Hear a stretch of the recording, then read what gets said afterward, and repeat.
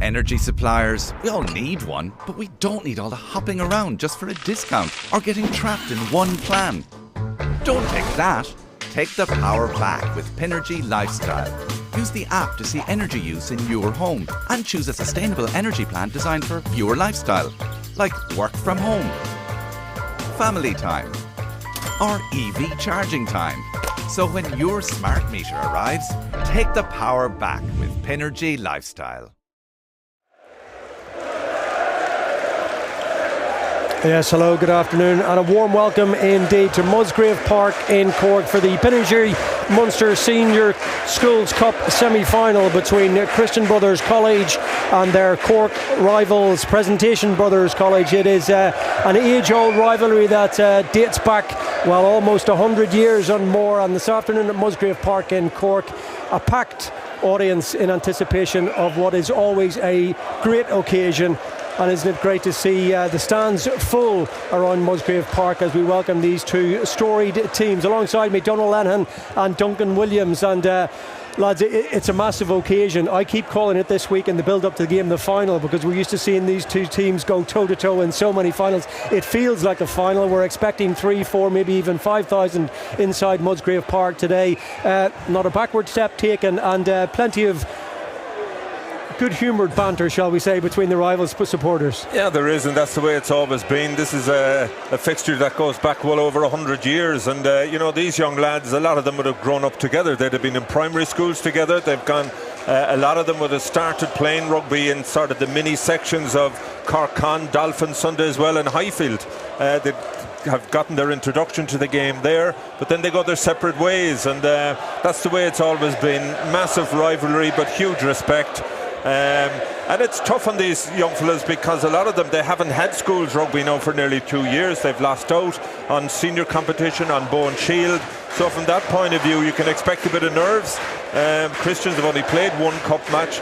Pres, because they had lost in their opening round, went through a back door and have 2 games. I'm sure that'll be a plus for them, but it'll be interesting to see how these young lads react to the pressure of an occasion like this. Absolutely, it's a massive, it's a rite of passage almost for a young rugby player. And Duncan, the thing that always surprises me, irrespective of where a player goes in his career, to what level, and I include present company in that, you're amazed when you say pick out the most cherished memories. A lot of test players, a lot of Lions players who have decorated right throughout the game will bring you back to the very first infant steps on occasions such as this. Yeah, it's always a great occasion. You know, as Donald said, you know, you get to play with fellas that you've been friends with since a very young age and get to experience something like this, you know. So I think it's obviously when you go up and you go to other teams, you become friendly with fellas, but playing these games with the fellas you were friends with from the get-go is, you know, something very special.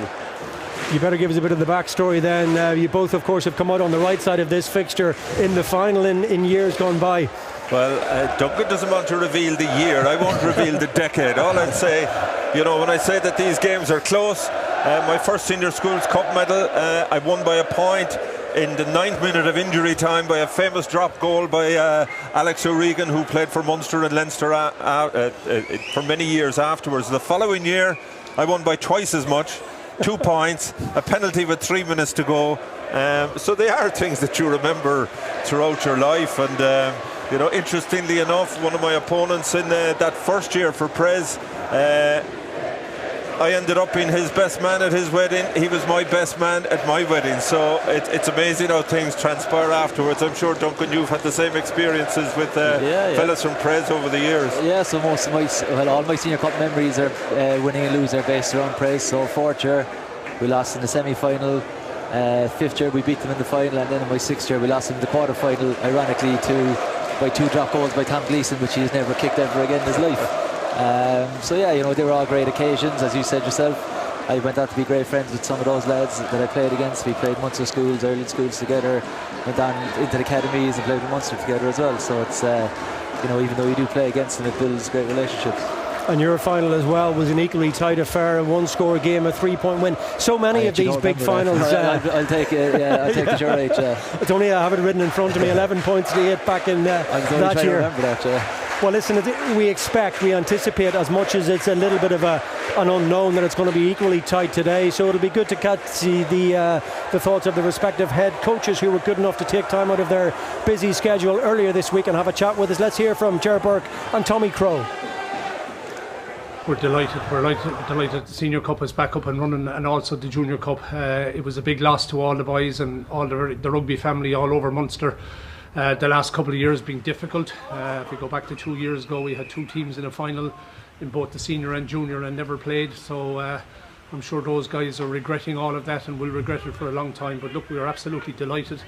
The cups and the leagues and the full season was up and running, so we've managed it so far, so we're absolutely delighted now, looking forward to a semi-final, and we'll take it from there. And when you got out in the field against Bandon the last day, a good win, that was 3-4 weeks ago now. How's training been since then? Yeah. Able to push on from that result? Yeah, well, Bandon are a good side. Their pre-Christmas form spoke highly of what they were about in the league. They came first in their section, we came second in ours. It was a tough game to start with, but we were delighted to get over it, and by virtue of winning that, then it kind of puts us into a semi-final, missing a step along the way, which is grand. And you mentioned that Senior Cup not played, a Junior Cup not played 2 years ago. How difficult is it maybe for the 6 years, for the older lads who don't have the experience that a 6-year usually would have coming into a game like this? Yeah. It's the biggest game a lot of them have played and they don't have that experience. Would that be a challenge for them? Yeah, absolutely. I would have thought there was aspects of our game in the quarter-final against Bandon that we showed a lack of experience and a lack of cup know-how, and you can't buy that. You have to live that. As schoolboys, they have to live it. So they're missing 2 years of a 6-year block. And particularly at senior level, you learn an awful lot in 4th, 5th and 6th year, and for those guys it has been a huge void, and I thought there was aspects of the game that maybe if they had played the previous 2 years they wouldn't have made those type of mistakes. So I think it was a steep learning curve in the quarter final, but I think as the game went on, they've certainly found their feet and got into it. And familiar opposition in Prez, your lads, they'll know each other, they're probably friends off the pitch, so it's not really an unknown. You know what to expect on Thursday. We do. We're all rivals, and we have a healthy respect for Prez. We know it's going to be a difficult game, and all of these games in the past history shows that there's been maybe a score between them at the best of times. So look, we're certainly looking forward to it, and we'll see how the day goes. I suppose finally the carrot of a final appearance. I'd imagine most of your team would have been in the crowd of the last Senior Cup final in 19. 6,000 people in Musgrave Park that day. Yeah. How would you maybe not let the lads get too far ahead of themselves and put their feet on the ground, or on the other hand, should that be a motivating factor for them? Yeah, well look, I suppose our current 6-years are in exams at the moment, so they haven't too much time now to be thinking about cameras or big days. They just concentrate on their training and they're very focused on their studies.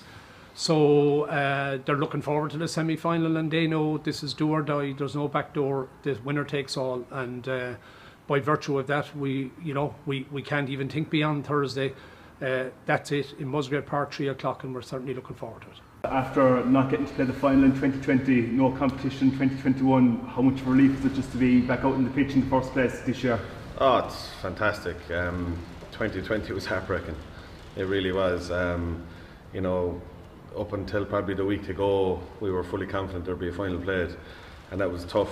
Losing finals is one thing, not playing them is completely different. The group that came back last year, 2021, heartbreaking again not to get on a pitch with those boys. And we'd been training, we'd been prepping, hoping for the best, but that cup rugby back is massive. The difference in the atmosphere in the school, speaking to people in Limerick across all the schools, it's huge. The Pinergy in Musgrave Park last week, fantastic. It's just, you realise what you were missing. It's massive, it's huge, and we're just delighted to be back part of it. And for the older guys in particular, say the 6 years, usually at this stage they'd have a year or two of Senior Cup rugby under their belt. Now they've only a few games. How big is it for them after all they've missed to get to play a big semi-final against Christians? Massive. I suppose we knew we'd be lacking experience this year. We kind of operate that there's always a knock-on effect from each year, the younger guys progressing. We missed that this year big time. Even with the lads we have this year, they have relatively low experience at Junior Cup level, which was very obvious at the early parts of the year, and it's been a tough year, and we've had to work quite hard, and we've learned some harsh lessons along the way. But we're very happy with where we are, and the fact that this is what we work hard for, to be part of semi-finals, and if things go well, hopefully a final.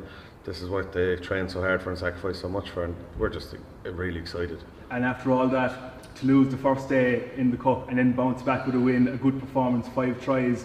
As much as the performance was impressive, you must have been delighted with the character the team showed bouncing back from the previous day. Absolutely. I've said this to a few different people, you know, losing to Crescent is no shame. They're a fine side there, and they will have a big say in where this cup ends up this year, and they're well coached, they're a really talented bunch. Our disappointment was that we didn't feel we gave a good account of ourselves. We didn't turn up to what we're capable of on that day. Even if we did, I'm not saying the result would have changed, but there was more in us than what we showed that day. So last week was all about getting a performance out of ourselves. We've worked hard to put ourselves in a position that we can perform on this stage, and I think last week we showed that for a good chunk of the game. And again, that's what we're about now. Here tomorrow, we want to turn up and we want to perform, and the result will take care of itself. And it's familiar foes and Christians, you know a lot about them. Musgrave Park, the carrot of a Schools Cup final, it really is the day that you're always building up to it, these lads. Praise Christians is a spectacular occasion. As a Limerick man coming down here, I don't think I appreciated the rivalry. I think it's the most historic and biggest schools rivalry in the country. They're huge rivals. I think for the most part they bring the best out of each other. Sometimes low scoring, but they'll be incredibly tense affair, and every player on that pitch tomorrow is going to leave nothing behind, you know. It's a massive occasion. I'd expect a crowd of 4,000 or 5,000 there, and it's going to be full-blooded. And I suppose you mentioned low scoring. It was 5-3 in the final in 2019. One of the players playing that day was Alex Kendellen. He's now at Munster. Obviously your current team would have probably been at that match. There would have been junior cup players at the time. How much inspiration does seeing someone like him come through the ranks only a few years ago, how much inspiration does that give your current crop that they can actually achieve a lot in rugby? Huge. We're lucky enough that in the last couple of years we've got a lot of guys playing Irish under 20s, and a couple of guys progressing through to the Munster team likes of Alex Kendellen, Pat Campbell more recently. And we tell our boys, you know, look at these boys, try and replicate what they've done, dare to dream, because they were in your shoes only a couple of years ago. Alex was a phenomenal character in Prez, and still is, and still holds that level of respect from the lads. He's actually going to speak to our boys today. He's a great guy, and they'll like that. They'll learn a lot from what he has to say, you know. Yeah, it's really interesting to hear the thoughts of the two head coaches. A little under 5 minutes or thereabouts to kick off then at Musgrave Park. So time to take you through the respective lineups today. The two teams have just gone into the dressing rooms down beneath us. We will start with the home side, Christians, normally the home side that is, at Musgrave Park. And let's take a check on their 1 to 15. A front row this afternoon of Sam Loftus, George Rasmussen and Harry Foster. It is a young team, 10 of this side in 5th year, at least the side that beat Bandon Grammar School by 37 points to 25 in their quarter-final eliminator. The twin brothers, the Novaks, in the second row, David and Camis.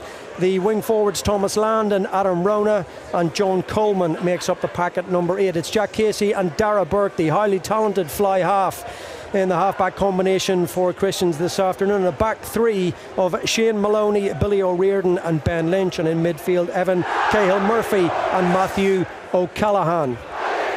Prez for their part, let's take a look at their 1 to 15. Finn Coig, Danny Sheehan and Salvador Ventura Patricio make up their front row. In behind them, the locking pair this afternoon, Louis Herdman and Aidan Keane. Aidan Keane past fit to start this afternoon. Finn Roussel and Ivor Dennehy at number 6 and 7, and Jacob Sheehan, a cousin of Danny, at number 8. It's Matthew Murphy and Harry Collin at 9 and 10. In midfield, Rory O'Shaughnessy and Scott Sexton, and then the back three of Sean Condon, who's got 2 tries against St Munchin's, one of those a spectacular 60-metre effort. Adam Toomey and Ben O'Connor. A much talked about Ben O'Connor, a really talented footballer with the full repertoire of skills. 2 highly talented sides, and we expect that there will be very little to choose between them at the end of 70 minutes or thereabouts. Between them, of course, these two schools have lifted the title no fewer than 61 times. They've had some really good battles down the years, and of course in 2020, having got all the way to the final just as the pandemic hit, right up until about 2 weeks or 10 days before the final was due to be played, they thought it would go ahead, but ultimately they had to share the trophy. Yeah, it was a shattering experience for those players. I know a lot of those young fellas, and the fact they shared the cup, they never got a chance to share. I'm not sure even if they got their medals yet, but it's a massive blow for young fellas. You can imagine, Duncan, you make it all the way to the final, and then you never get the chance to actually get out and play. Yeah, I suppose deep down, realistically, you'll have it in your head that it was never really won between either team. Sharing it. I know circumstances dictated that, but. It kind of robbed them of a rite of passage, I suppose, go and get to play in that final and win the trophy. It's hard to undersell just what this means within the two schools. You think back to recent finals, going back to 2019, Christians won 5-3 against Pres, and some of the names that have gone to bigger and better things very quickly in their young careers, Kendellen and Scott Buckley and the like, and that's the kind of level of prestige that awaits these guys on an occasion like this. Absolutely. Well, you go back to the Pres back row that lost in that final. Alex Kendellen, you mentioned, he's played Heineken Cup rugby already. John Ford was in that back row. He came off the bench to play against Wasps in that game when 34 fellas were left isolated in South Africa. And Jack Kelleher was the third member. He played Ireland under 20. So, as you say, you can get elevated to a higher level very quickly. Scott Buckley captained Christians that day, scored the try that won it for them, and ended up he was man of the match on debut in that game against Wasps. So it's look, you just know there's certain players that are destined to go to the next level, but anything can happen. You can get injured, so it's it's fraught with danger, but these are memories that they remember forever. Yeah, the big thing in most recent years, guys are coming out of school ready for senior rugby. As you said there, Donald, those lads are involved in that Wasps game, but like some lads are playing AIL Division 1A straight away, and they're well able to mix it with some veterans. Yeah, and you would have experienced that now, having come out of the professional game, going back playing with Con in the All-Ireland League. These fellas coming out of school, I mean, they're bigger, they're stronger, they're faster than they would have been even 3 or 4 years ago. And AIL is a very physical league, but they're well capable of playing at that level straight out of school, which is, I think, a testament to the work, both strength and conditioning and in terms of skills and the development of their game that is happening in schools right throughout Munster. Yeah, they're not just developed physically now as well. They have the skills to be able to play in those games as well, which is a big change. Well, away we go then. George Clancy is ready to get us underway, and it will be Christians to get us underway, playing from left to right as we look down. So this Pinergy Munster Schools Senior Cup semi-final underway. Delighted to have you with us as we cover it from start to finish on the Irish Examiner live stream, and really the first couple of moments all about settling in, trying to find a rhythm, controlling the nerves and trying to get the basics right. Just bring the adrenaline and the heart rate down ever so slightly, if that's possible at all, inside the opening couple of minutes, and get the communication levels up and running. First opportunity for George Rasmussen to try and find its targets in the Christians line-out. Interesting to see Pres get men in the air and contest that. Contest it well, they did, but it's been tipped back on the Christian side. And that's a smart, wise play and a really testing kick down into the Pres 22, but it's been well fielded back there, and a booming kick all the way down 60 metres plus down the field. What can Christians manufacture on the counter? Well, they go boot to ball straight away, and that's a huge hit right on the edge of the Pres 22, and all the pressure then coming on from Christians. Pres puts at the pin of their collar inside the opening 90 seconds here just to find a good exit, and they go to the safe boot of Ben O'Connor, and it's another thumping, booming kick all the way down to the doorstep of the Christians 22. A little bit of kick tennis inside the opening 2 minutes here as both sides try and manufacture any kind of advantage. And as we expected, the tackles and the intensity and the physicality is there for all to see. Billy O'Riordan doing really well there, pinning his man down, making a good tackle. First penalty of the afternoon goes the way of Pres, and that's a chance for everybody, including ourselves in the commentary box, just to draw a little bit of breath. Yeah, an interesting start. Obviously both sides kicking a lot, just don't want to concede the area of the field earlier on, but a huge hit there from John Coleman on the Pres scrum half, Matthew Murphy. Murphy took the contact well, recycled the ball, but Christian's just a little bit over eager there, just getting ahead of the hindmost foot at the ruck, conceding the penalty. As a consequence of that, we have the first line out of the game. As you mentioned, an element of nerves in that first Christians line out. Pres competing well in the air, and a big chance here. Danny Sheehan, nephew of Frankie Sheehan, big strong young fella, excellent thrower. As you say, with a name like that, plenty of pedigree in these parts. And what's the variation here? It's a brave call to go all the way to the tail of the line out, and a great claim taken in well by Louis Herdman. And can they get any purchase with the maul? And a breakaway, and it's the other Sheehan this time, wearing number 8, Jacob Sheehan, who comes away with a good strong carry off the base from him. And the riposte from Christian's very good as well. And they've turned it over. A fair degree of protestations from the Prez coaching ticket on the sideline down in front of us, but now there is a show blast. Holding on is the call. That one's gone against Harry Foster. Just inside their own half. Prez will try and find touch now down around that Christian's 22 and try and build the pressure on territory. Yeah, and we've an experienced referee here in George Clancy, which is great for a game of this level, but Christians put on notice early. If you go into contact, you've got a release in the tackle. Harry Foster just guilty of holding on for too long there, and that's 3 penalties against Christians now. We're only 4 minutes into the game. It's a big physical start. Both teams really putting their stamp on it. Some big hits going on. And already the weapon of a boot, that is Ben O'Connor. He's thumped that ball right over the stand here at Musgrave Park, so Danny Sheehan has to wait. And what will be the option this time? They dummy to the front and go all the way to the back, and again it's good clean ball off the top, and an opportunity now in midfield as they go through the hands from Harry Call, and in it goes to Rory O'Shaughnessy, quickly recycled. Not a huge amount of numbers to the left hand side, but a really clever kick in behind, trying to release the pace of Sean Condon down this near side. Christians were lucky there. That ball went out. If that stayed in, it would have been an interesting foot race. Yeah, I think so, and I just wonder, would Aidan Keane have been better holding on to the ball, giving the pass? Certainly Sean Condon, as you mentioned, 2 tries against Munchins. You'd be looking to feed the speed as early as possible in a game of this nature.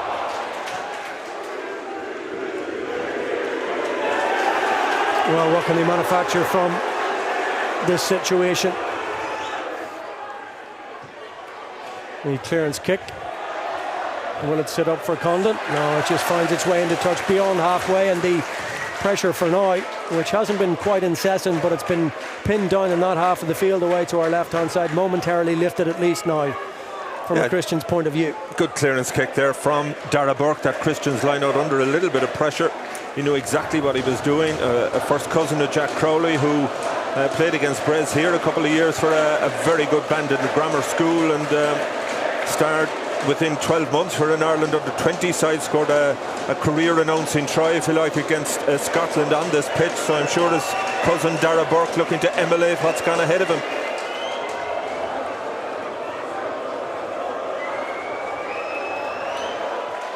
And so Sheehan again goes all the way to the back. The delivery from touch has been excellent so far. What have we played? Almost 6 minutes. Well, that's 3 lineouts. Prez have gone. All 3 have gone to the tail of the lineout with supreme accuracy from Sheehan. And that's another good carry, almost up to the 10-metre line. Murphy gets it away, and the kick this time is the option from O'Shaughnessy. Very, very tight to that touchline over on the far side, and outnumbered over there and bundled into touch, and all the early pressure inside the opening 6 or 7 minutes here is being applied by presentation. Really good kick chase there, and Christians put under pressure. Prez getting the reward now. They'll have the put into the line out as well. First time they've been able to do so in that Christians 22, and you can see the tactical kicking from both sides. Duncan looking, just trying to get a foothold in that opposition 22. Yeah, and Prez are particularly winning the race there. When that ball went through, their players were beating the Christians lads back to that ball, so that puts the 15 under massive pressure for CBC, so that's something that Christians will need to focus on.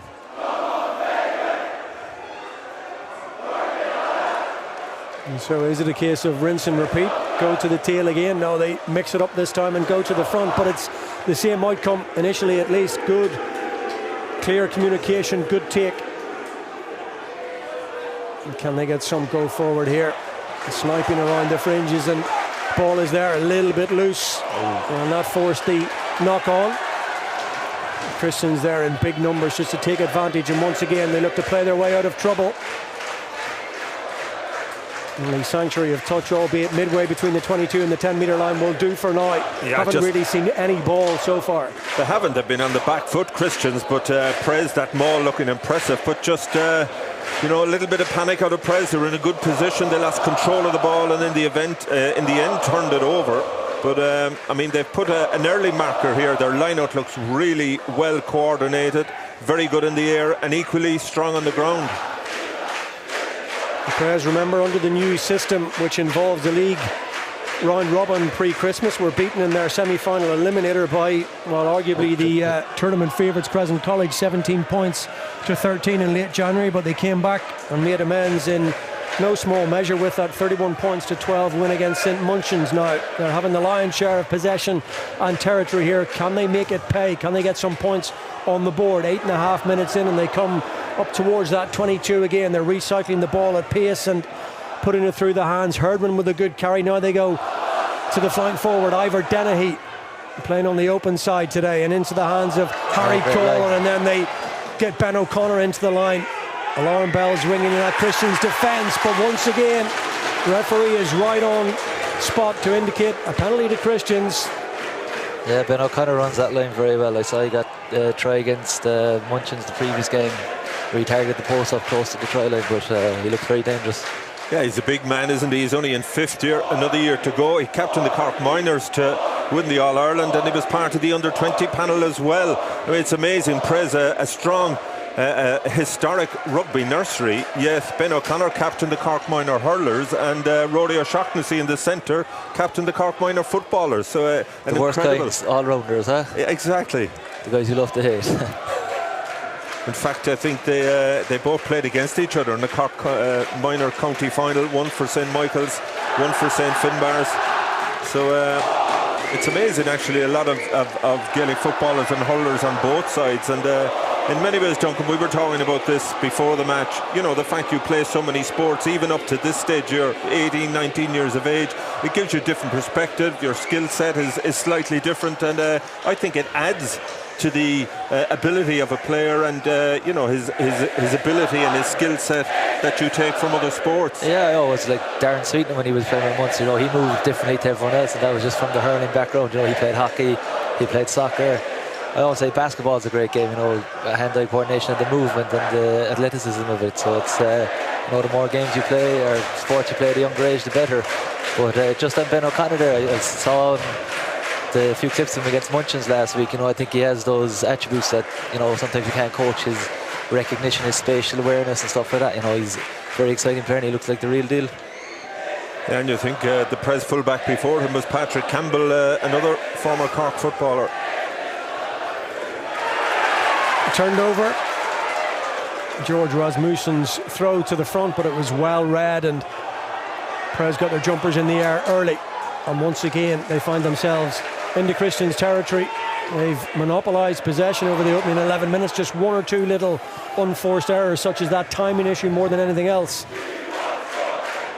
No knock on though, and they scramble. That's a lovely pick up off the floor, and potential a little bit of space out on that wide flank. So it's kicked in behind.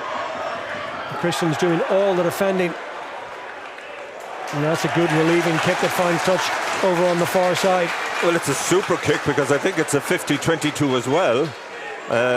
I'm not sure are they playing that at school's level. It looked as if the line-out was going to Prez. Just a little bit short of the 22, I think, in the end on the bounce, but yeah. Prez are really looking to move the ball, more than one pass. They're getting 2 or 3 balls out the back door and stuff, so it's quite an attractive style of play they're looking to do. And they've done well under pressure. I mean, Christians are blitzing as strongly as they can, but Prez getting the ball away. Kamis Novak this time is the line-out target, and they won it initially, but it's going forward. 12th minute, I think this is the first scrummage of the afternoon. Yeah, again, the law is slightly different in the scrum. Obviously, you can only push 1.5 meters, but first feed is to Christians. They'll be looking for a good platform here, just establish their ability in the scrum early on. So Jack Casey is ready. See Jack Casey, he's doing the faff de flirk twirl of the ball, Duncan. I'm not sure how good you were doing at that. Wasn't my forte. Quickly off the base they go with Coleman into midfield. Prez there in numbers. Did they get hands on and rights to the ball? They felt so, but once again George Clancy is right there, and this time Christians allowed continue. And they look to release some of those big targets in the pack of forwards. A slower ball this time coming back. Dara Burke tries to get his side moving again. They come back against the green right in front of those posts just outside the 22. Quicker hands now. There's a bit of an overlap there for CBC again. And once again, well, George Clancy has set his stall out here in the opening 13 minutes. There's no margin for error there. When they go into contact, they're not getting a huge amount of time, and he's been consistent in that regard. Both sides falling foul on the whistle at the breakdown. But that's the difficulty. If the ball carrier gets separated from his support play, and you know, you have the tackler and the tackle assist, if they get a hand in early, then you just have to release. Christian's work at the breakdown just needs to sharpen up a little bit. Prez just looking that little bit sharper, reading the situation better. Yeah, a few big lads, if they beat you in there, you're not going to get them off the ball, so Christians need to be that bit sharper getting in there. Well, Prez did exceptionally well to come back and beat Munchins, as I said, by 31 points to 12, having lost to Bandon in the group stages before Christmas. Their very first outing in this season's Senior Cup. They went down by 26 points to 17, but then came back and rallied in the pool stages with a comprehensive win initially over Ardschool Reach, and then Castle Troy by a tight margin, and then proved too strong away to Glenstone Abbey in the fourth match. So a few running repairs required, and we will see then the introduction of Alexander O'Leary on the Christian side, and that's not what you want to see on a big occasion like semi-final day, anybody being forced off early in the game. No, I think it's probably just a HIA. Again, schools rugby, you've a 23-day absence if you were ruled out for concussion, which is good to see.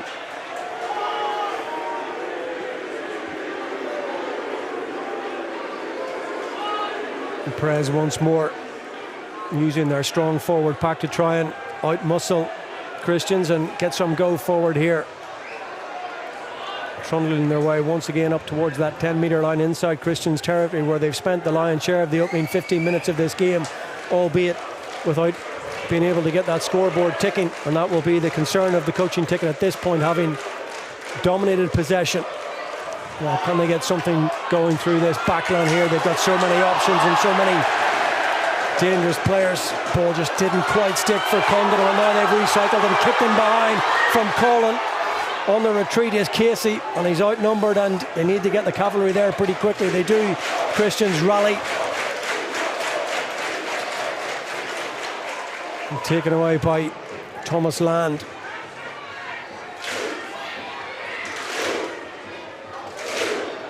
And they regain their shape and their composure, but they're going to be turning around and once again facing another Danny Sheehan line out deep inside their own 22. Yeah, and that Prez attack looking really sharp. They're setting up an opportunity for Sean Condon. Unfortunately, he couldn't control the ball. It went backwards, and Harry Call in the out half just supporting him. Got back possession, and Christian scrambling a bit. Prez controlling the opening 17 minutes of this game. They're dominating from both a territorial and possession point of view, but nothing to show as yet for their efforts.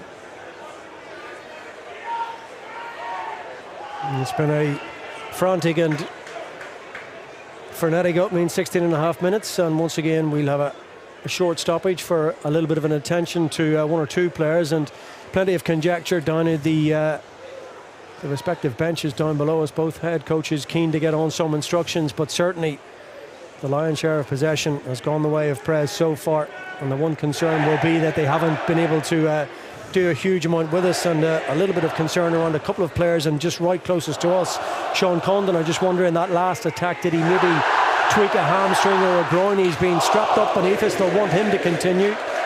Such a prolific try scorer and a potent weapon on this left-hand side. He'd be disappointed, I feel, that the ball didn't stick on that occasion.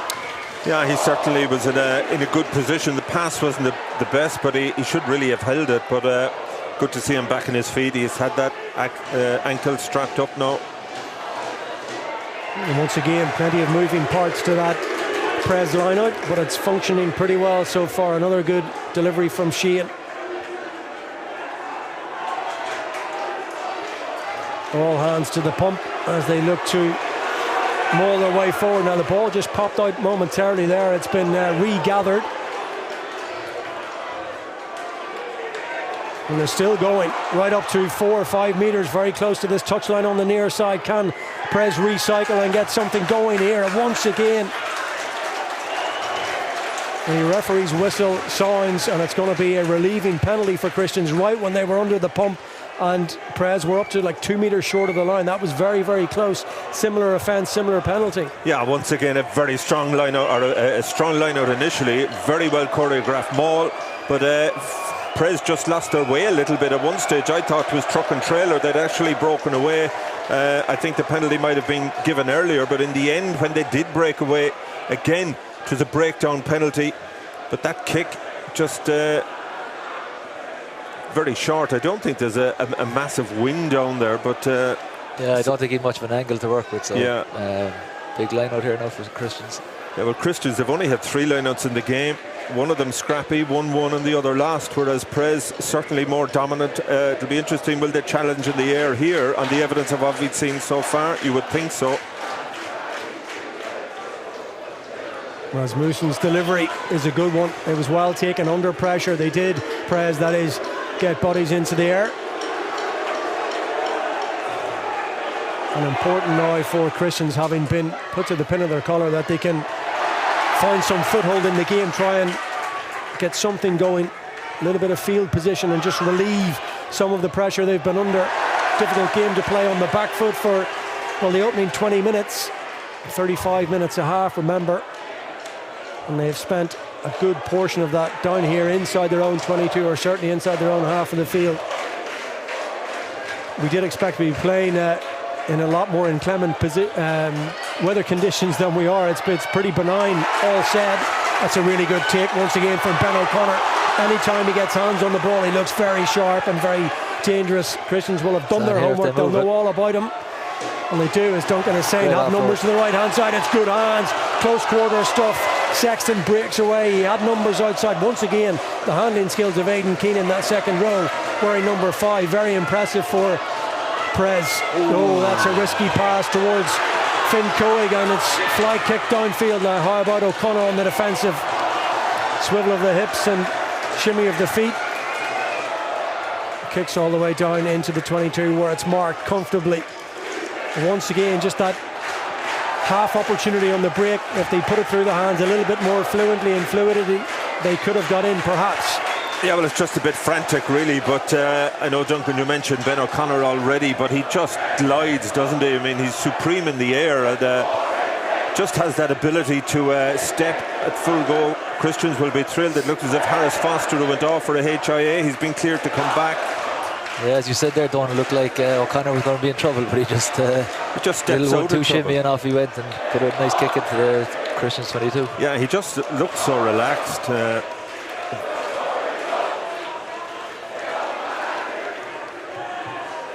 some attention required over on that far side. The physios have both been busy. I think Christians were lucky there that Prez kind of lost their connections and were throwing long passes, which gave the defence time to recover. They could sort that out and just tighten up, tighter passes, quicker transfers. They'd be able to expose Christians there. It's been all Prez really, hasn't it, in the opening 21 minutes. They've been impressive. They've controlled the set piece, and they are looking to play an expansive game. Yeah, they seem to have both styles going on. Very impressive set piece, and then they're willing to move the ball when they get it. And I just wonder, you know, we mentioned beforehand that you know, Prez, they lost that opening game to Crescent, but the fact that they had another game, and you know, given that a lot of these players haven't played cup rugby for nearly 2 years, it looks to me as if that game is standing to Prez. On the flip side, Christians hadn't played for a couple of weeks. You're waiting, you're anxious, and just Prez looked that a little bit more composed. Yes, it's a long build-up with all the hype and pressure surrounding a fixture such as this. Now then, some change for Christians. At line-out time, they've managed to get their hands on the ball, and opportunity now through midfield with the likes of Evan Cahill-Murphy, and that defensive line well set. Scott Sexton with another big hit. Jack Casey looks to get his forward pack moving inside the Pres half of the field. We haven't said that too many times in the opening 22 minutes of the game, but suddenly there's a little chink of a light in that rear guard. What a break this would be. What a try this would be. Marauding forward 30 metres plus. Now a little bit of composure required. It's spilled on the floor and it's loose, and that gives Pres the chance to get numbers up and make it difficult. But Christian's on the attack. We haven't really seen them camped inside the Pres 22 yet in the game. It would be a try against the run of play potentially here. Oh, the stretch, and the try is there for Billy O'Riordan, and out of absolutely nothing, off the first real line break of the game. They went through a couple of phases and they've managed to get it in the corner. Yeah, it was an incredible try really. The first line break made by Shane Maloney, although the referee, it's gone back. Disallowed. He's given a 4 passes for that flat. The Burke pass, it was a brilliant zip. It looked a fantastic pass off his left hand. I'm not sure if we can see that again, but the build-up play incredible. I mean, it was a fantastic offload. I'm not quite sure. I think it might have been Adam Rona in close contact, got the ball out to Shane Maloney. He left a clean pair of heels to 3 or 4 of the French the Pres defenders. Once it was recycled, a brilliant pass, as you say, Duncan, from Dara Burke, but unfortunately adjudged to have been marginally forward. We'll just have another look at it here. Praise the well to regather. They scrambled well in the Maloney break. They did. Got a bit narrow on the ruck. Just going to see it here. Jeez, I don't know about that. It's difficult to judge from that angle, but obviously the assistant referee on this side made the call. It was a good finish. Even though great finish. He had plenty of work to do, didn't he? He was outnumbered and it looked like they might have to recycle and go again. Yeah, problem here, they're not for Christians. It's the other winger, I think, Shane Maloney, the guy who made the break. What a break it was. And he's gone. That looks to be afternoon over, which is a real shame, because we'd seen precious little of Christians with ball in hand, and out of nowhere, as you say, he just left 2 or 3 players in his wake. Yeah, and Larry Martin, the doctor, has been with Christians for a long time. I'm sure he doesn't want to bring a young fellow off, but looks as if he's out of the game. Oh, Pres are running it. Now Pres going from deep, ambitious and statement of intent, having perhaps felt that maybe they got away with one. Oh, tricky ball over on that far side. And then the clearance kick under pressure goes straight up in the air and drops on halfway, and numbers potentially here if Pres can manufacture an overlap. Good carry now, and they go straight into the hands of Finn Russell. And well, what have we got now? 25 minutes on the watch, and it's just heating up very nicely. A great break there, and great hands from Finn Cowie. The Pres loose head, easy to pick out with that pink scrum cap. I'm not sure if he was in Stade Francais for a weekend, but it certainly helps us up in the commentary box here. But great tackle by Dara Burke there, smallest man and the biggest man on the pitch. Great tackle. God, it's ebbing and flowing. Great rugby now, it's opening up a bit. And Pres in trouble as well. Their winger Adam Toomey just on the sideline below us here. Yeah. The Christians carry on and try and secure a good ball here, an exit from their 22, which they've somehow managed to do for the opening 26.5 minutes and protect the scoreboard, but they're going to be under pressure again here. It's going to be a put in for Pres inside that 22, and they will have the platform again in the set piece to try and build an opportunity. Yeah, poor from Christians, having been in control of the maul initially. One of the Pres players managing to swim into the middle of that maul, get his hands on the ball. He's held it up. As a result of that, they'll now feed this scrum, and having experienced that let-off marginal forward pass, Pres now in a position to counter and maybe get the first score of the game. And it looks as though Zach Dinnan has come on wearing number 24 for Pres in place of Adam Toomey. So Shane Maloney and Adam Toomey both off. Again, it's a little bit loose and in behind the onrushing O'Shaughnessy, forced to readjust his body, and his handling did well to hold on to it. Now what can they get going here with Sheehan, ball in hand inside the 22. Murphy gets it away to Roussel.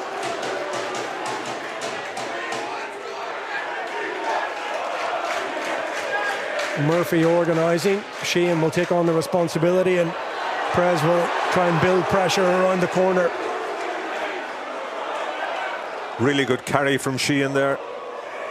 There's a really good line, and is it a line break on the offload? They get it away, brilliantly done from Rory O'Shaughnessy to Finn Roussel, and having all the territory, all the pressure, finally Prez make it pay dividends, and after 28 minutes we have the first try of the semi-final at Musgrave Park in Cork. Well, it was coming, wasn't it? The pressure telling, but what a cut-out pass, what a line by Rory O'Shaughnessy. Step back inside, and as always, support on his inside. Fionn Roussel runs the line, gets rewarded, scores under the post. That's an outstanding score from Yeah, it's Prez. a great line from O'Shaughnessy there, coming from the outside of the defender, blindside him, taking the ball through the gap, and then having the wherewithal to give the offload as well when it was on.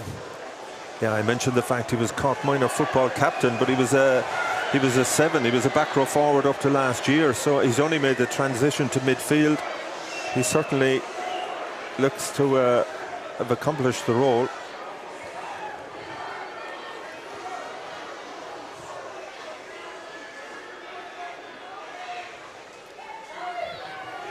O'Connell's conversion is good, struck with plenty of conviction straight through the uprights. It's a tough one to take for Christians now, a 7-point swing there. It is. The corner disallowed. It is, but I think Doug, going over the course of the 29 minutes, it's probably what Prez deserve in terms of the control that they've exerted on the game. But as you say, to come back having nearly taken that hammer blow of that try disallowed, Christians have to regroup now. I think they can take great confidence in the one time they got into Prez's 22. They did score, albeit it was called back, but it shows that they're well able to do it. So Dara Burke gets us going. That's come off, I think it was a Prez hand into touchline out on that far side. Yeah, big momentum shift in the game, because having perhaps a little bit gotten away with one, albeit against the run of play, it's essentially a 14-point shift, but just reward for all that pressure. Interesting to see what Christians do off here. An attacking line out, a very good attacking position. They have options in midfield, they have options up front.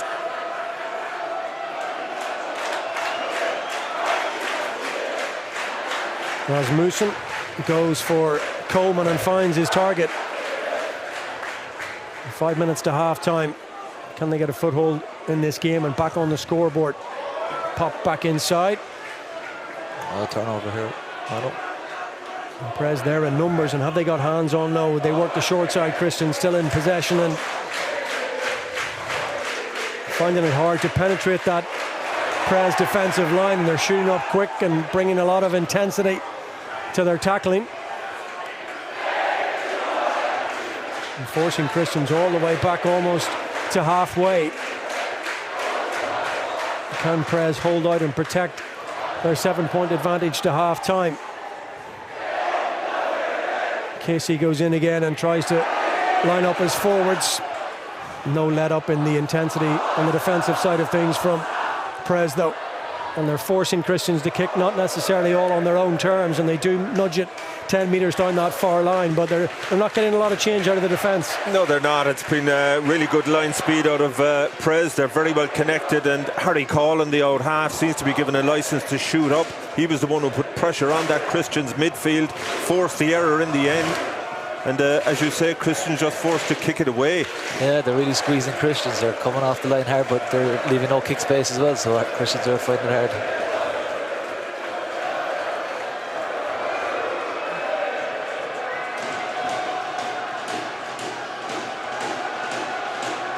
So Sheehan once more, and again there's an element of variation and creativity, but it's been lost forward. There's still something here potentially in the last couple of minutes for Christians, and the tempers fraying after there was a little bit of a set to after the referee George Clancy had blown his whistle and signalled the knock on. Just a little bit of excitement. I'm not quite sure what sparked all of that off, but it's the last thing you need to see. Fellas running in from everywhere. Nothing really happens anymore. You just push fellas out of the way. And there's no TMOs in these games, Tony. They can get away with a few outside of that. And as quickly as it all boils over, it simmers down again fairly promptly as well. And will the assistant referee, is he his flag out, or is he?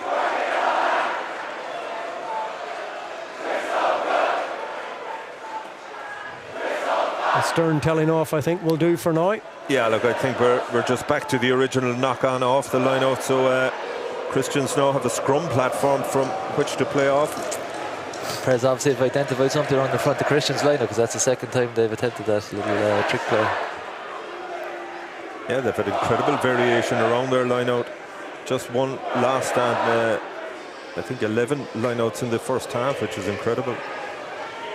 Controlled, if only just by Coleman, and they get it away. And look at the tenacity around the tackle area from Prez. 34th minute, and they're still coming forward in that defensive line. Here is O'Riordan, had a try ruled out a few moments ago. The Christians bringing the pressure. Should be playing. I think he was in front, wasn't he? But it was the charge there, wasn't it? Yeah, well, he's given the penalty against Shaughnessy for being offside. Yeah. Interesting straight away. The decision is to go for the corner here. Yeah, well, I think if you look at the flag just where Burke is kicking, there's a very strong wind, stronger maybe than we appreciate down in that corner. So there was, he had no intention of taking the penalty, just put it straight in. And Christians, they haven't had a line out this close in the game. Rasmussen, a good clean take now. Can they get a good shape about this? There's a Prez body on the floor. Referee's arm is outstretched, indicating a penalty. A shot to nothing potentially now. Crossfield kick. And there are numbers over there. It's going to be a good contest. Oh, it's gone to hand. Opportunity for Christians. The referee's whistle has sounded again. No advantage accruing, so back we go. Yeah, Dara Burke just taking the opportunity to take that advantage.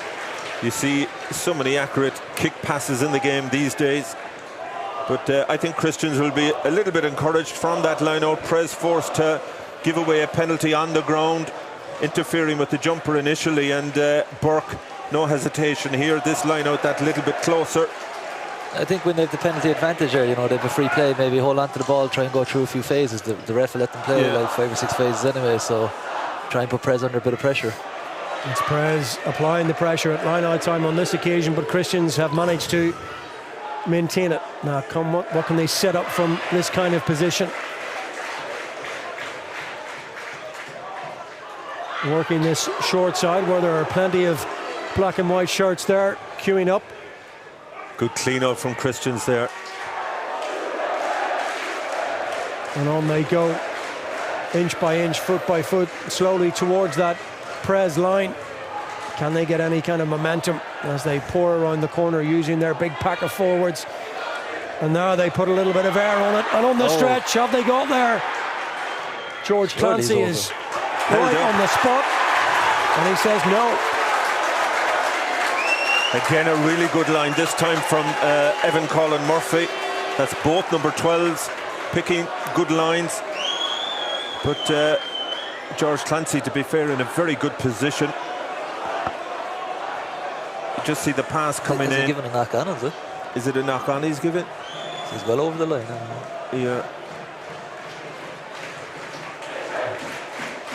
It's a Christian's put into the scrum. No, he's giving a hold. Well, if you're held up over the line, to goal line drop. Yeah, exactly. And again, trouble for Prez here. It looks as if another player has taken a knock. There's a couple of players down in that exchange in the middle of it all. It was a miracle tackle if they managed to hold them up here over the line.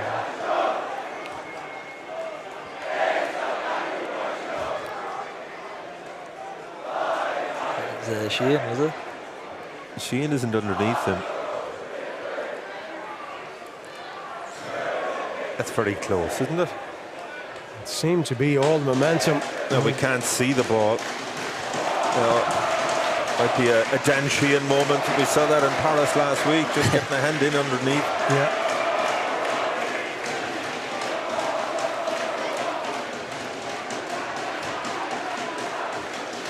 are well over the allotted 35 minutes at this point, so a real premium attached to any points scored now would be the perfect riposte to having conceded that try to Finn Roussel for Christians. Yeah, Dr. Tygo Sullivan there, just a very experienced doctor. Of course, he's been with Munster for a number of years.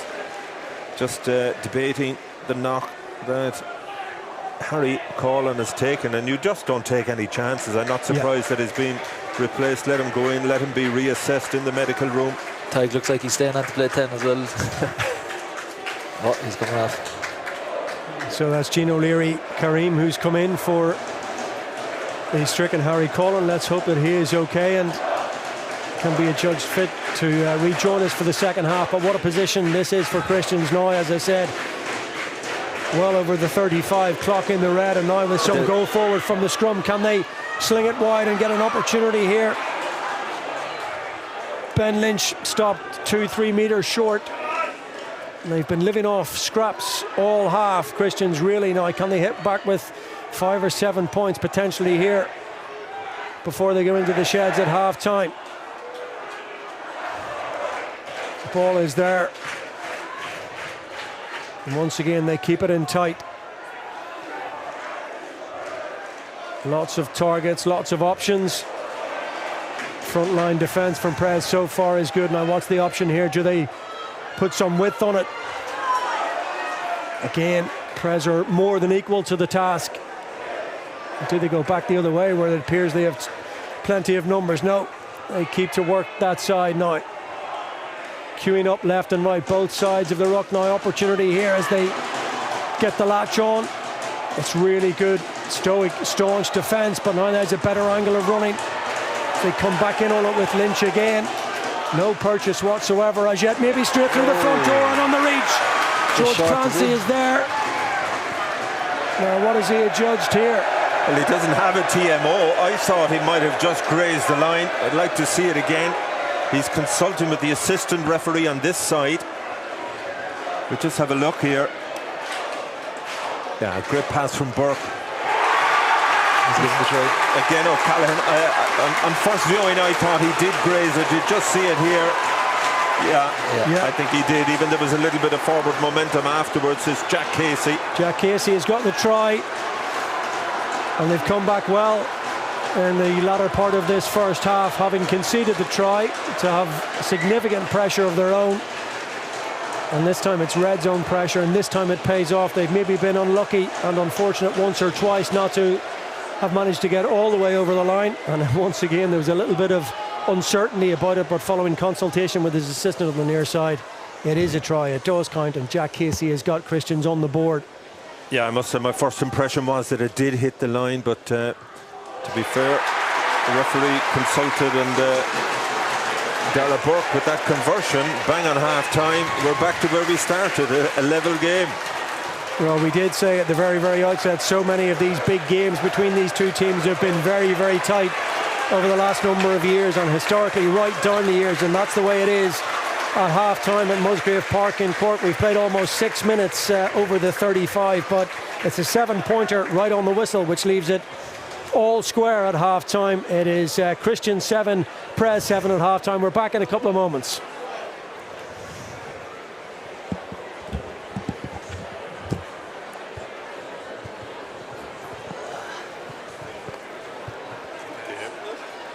It is right, Jack. Geez, they were lucky there. They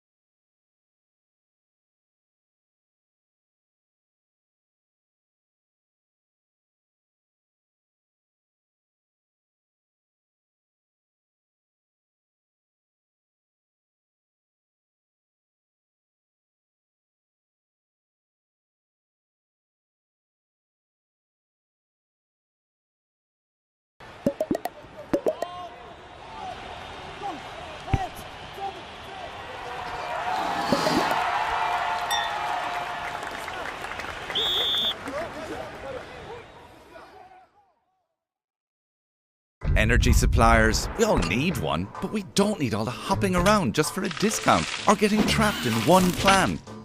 Don't take that. Take the power back with Pinergy Lifestyle. Use the app to see energy use in your home and choose a sustainable energy plan designed for your lifestyle, like work from home, family time, or EV charging time. So when your smart meter arrives, take the power back with Pinergy Lifestyle.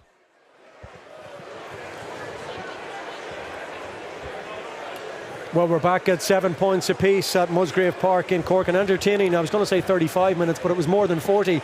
We got good value for our money in the first half, and a first half really lots of talking points, but a lot of early sustained pressure. Well, for the first 20 minutes from Prez, who came out all guns blazing, used their kicking game to good effect in terms of penning Christians in, getting territory. Their set piece was functioning well, but for a long time that they couldn't find a way through.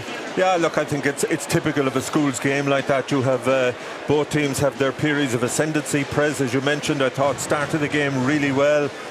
Really impressed with their line out and the variation there. Their maul was strong. And they had the capacity to play that a little bit wider. Both wingers were involved earlier on, but they just couldn't score. Christians hanging on, if you like, but it was inevitable that they would score, and in the end Duncan a really good try. Shaughnessy in the centre running a great line, and Roussel got the reward under the post. Yeah, look, I think, as you said there, the variation Prez are playing, they have a good set piece, they're willing to move the ball, their kicking game is quite good as well, so I think maybe that'll pay dividends in the second half. Christians maybe not as willing to move the ball, might cost them in the end, so hopefully we'll see them, like the weather, although it was deemed not to be great, is actually quite okay, and it's a good day for rugby. It is. The only thing I think is that Prez played with the aid of the wind in that first half. No, having said that, it's 7-all, so it's still a lot to play for. But well, it's because the wind was a factor. You saw Christians from an exit strategy point of view, they just didn't seem to be able to get any purchase in their kicking game. Yeah. Even though I think Prez's variation in the kicking, they're kicking on edge, little grubbers through, getting beating the Christians players back, as I said in the first half, and putting pressure on the Christians 15. They bundle them into touch there in the 22, and then you're straight into set piece again, which has been strong for them. So Christians need to be careful of that. Interesting to see in terms of momentum shifts. We talked about the potential of that 14-point swing when Christians were camped down here, scored what's to the neutral eye, and a lot of people down beneath us felt might have been a very good try. It wasn't given. They go up the other end and score that try, but now having scored right at the very end of that half, now Christians will come out, as you say, with the aid of what is probably a stiffening and significant breeze. Interesting to see how Prez, if they are put to the pin of their collar and have to absorb a lot of pressure, they've defended pretty resolutely, but coming out now with that try, it's interesting to see, can Christians exert a little bit of dominance, because they've had to live off scraps for the majority of the game. Well, they've lived off scraps, but that said, there was that marginal forward pass, so that try was disallowed. There was another one that was held up over the line, so they have shown that once they get into the scoring positions, once they get a foothold in that opposition 22, they're actually quite good at converting it. Albeit the fact that they were called back twice. The pass from Dara Burke I thought was outstanding. We saw glimpses of what Christians had to offer from both wingers, both Maloney and O'Riordan. Unfortunately, just when Maloney seemed to be making his mark on the game, it looked as if he went over in his ankle. He went off. He must be a loss for Christians. He's a big rangy winger, looks to have a load of pace, so he will be a loss.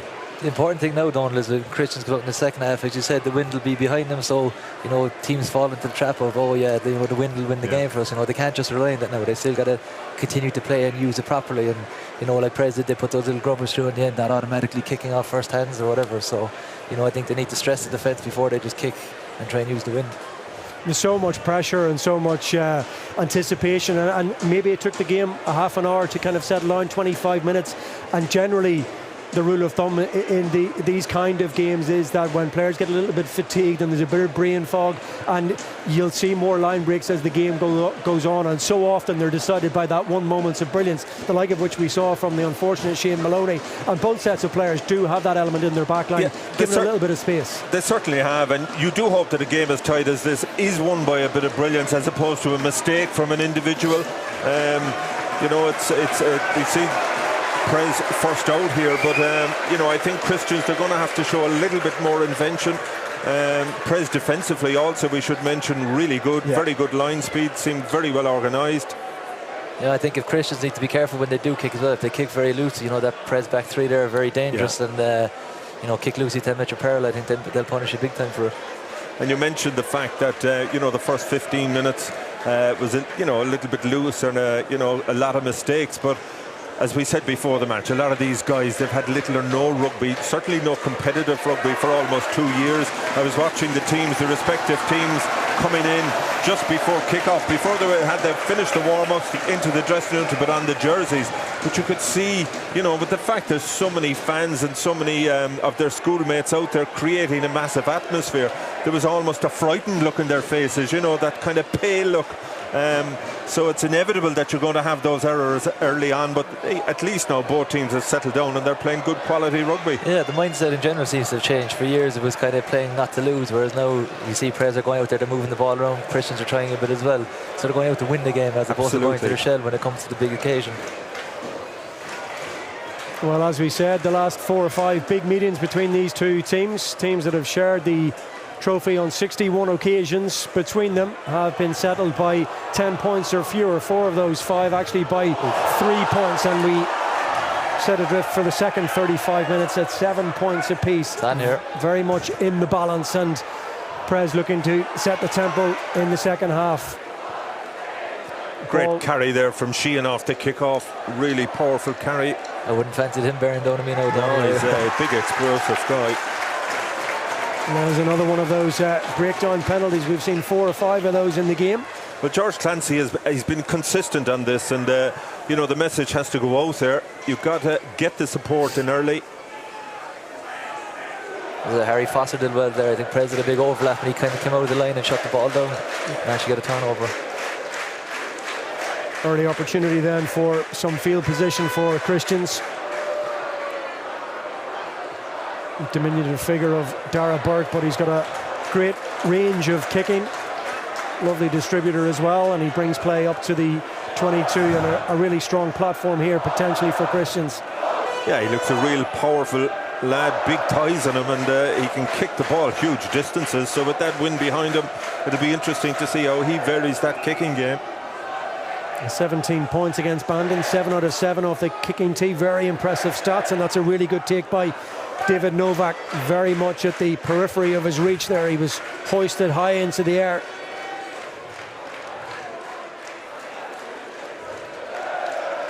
What can Christians get going from this field position? Can they maintain composure and potentially take Prez through the phases and craft an opening out the back? Well, their ambition is to go wide early. Well, that's another very, very strong tackle. But once again, Prez have got hands on, and they're going to get rewarded from George Clancy here. And the timing there is absolutely brilliant. Is that Ben O'Connor? Yeah.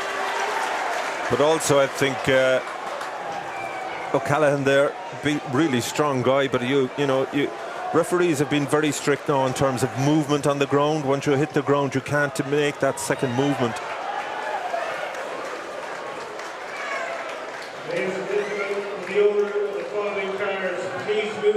Well, they've got to adapt to the referee's whistle as well and try and cut down those penalties. But as it is, some more important duty for Dan Sheehan, who's been very, very good this afternoon, both in terms of his delivery to the line and in open play. He must be up every Stevens' day with his uncle up in Candon, is he? I think he's throwing waiting for the crowd to arrive so they see him doing it. Exactly. And this time it goes all the way over the top, and it's picked up by his opposite number, George Rasmussen. What can they get going here with Burke? The little pass back inside the wraparound back to Burke from Cathal Murphy, I think it was. Again, Christians having to work really hard at breakdown time to try and secure that ball under a huge amount of pressure. Prez there in numbers, and but for a knock on, they might have turned it over again. Yeah, good pressure again out of Prez. I think Christians just telegraphing a lot of what they're doing. Just setting up targets for Prez to hit in that midfield.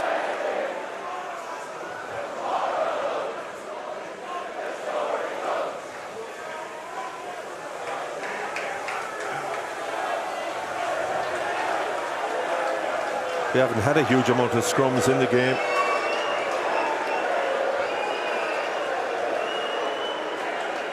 And the Christians replacements all warming up away to our left-hand side to the cheers of the Pres support. Very, very tight, tense occasion, nothing in it, and we expect that it will continue right to the end of 70 minutes in that fashion if the opening 40 or anything to go by.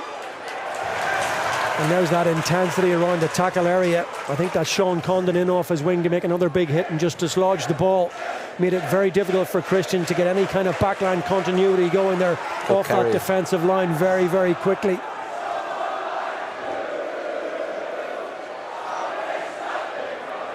And now looking to clear their lines effectively, this time under pressure, but a little bit too much pressure, over eagerness, and offside penalty will make the clearance. Yeah, I think one of the Novak twins there, just too eager, definitely not behind the hindmost foot. It was David Novak, one of the twins, arrived from Poland, I think about 6 or 7 years ago. They'd never played rugby, went down to Middleton Rugby Club. And my understanding, the two of them got sent off in their first day's training for fighting with each other. So it just goes to show. Competitive family, sibling rivalry. Well, no touch fine from the penalty.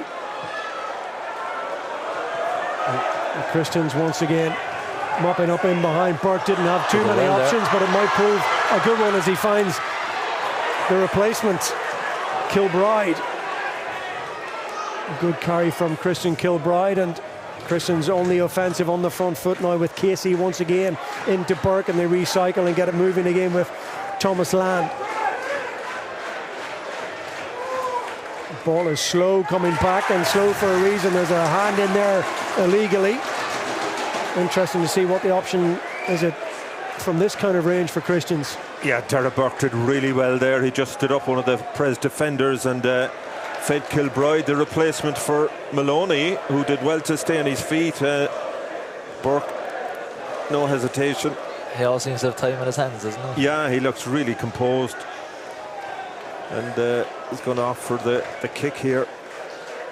He's a cousin of Jack Crowley and seems to have a similar full repertoire of skills. Makes the game look pretty easy. Well, all the best players, they always look to have time on the ball, don't they? And you mentioned the same thing, Duncan, in relation to Ben O'Connor in the first half.